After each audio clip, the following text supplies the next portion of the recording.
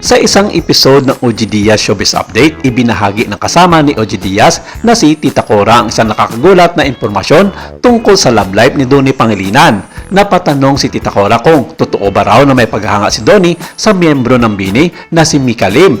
Ayon kasi sa kanyang mapagkatiwalaang source, inihatid raw ng aktor si Mika pauwi gamit ang kanyang sasakyan. At take note, marami ang nakakita dito sa isang minuto na ganap na ang mga fans sa labas ay hindi makapaniwala sa nangyari.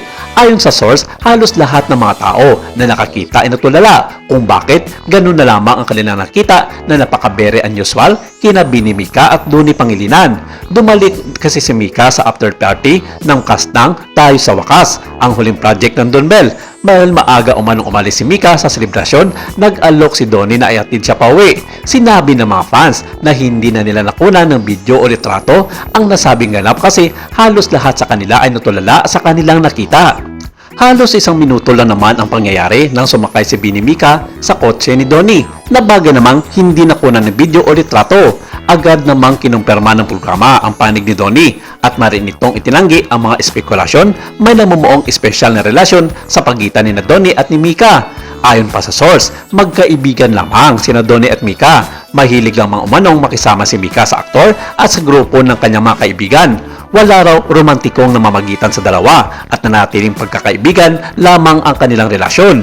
Lumabas din sa ilang mga mapagkatiwalaan at legit showbiz media outlet na sinabi ng kampo ni Donnie na hanggang doon na lamang ang kanilang relasyon ni Mika sa pagkakaibigan at pabiro pang sinabi nito na hindi niya type si Mika maging girlfriend. Kung sakasakali, dahil kung tutuusin, kung naging lalaki ito sa totoong buhay, ay mas gwapo pa raw ito sa kanya.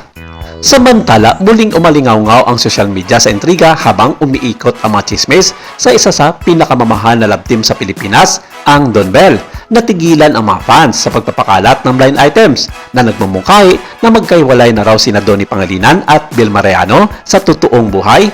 Ngunit gaano ito katotoo at gaano karami ang nakakalamang? Ayon sa online chatter, medyo matagal na raw hindi nagkikita ang dalawa sa labas ng kanilang trabaho. Hindi tulad ng dati na madalas lang magkasama kahit ang pakikipag-banding sa pamilya ng isa't isa, may mga netizens na ngayon na nagsasabi naging strictly professional ang kanilang interaksyon.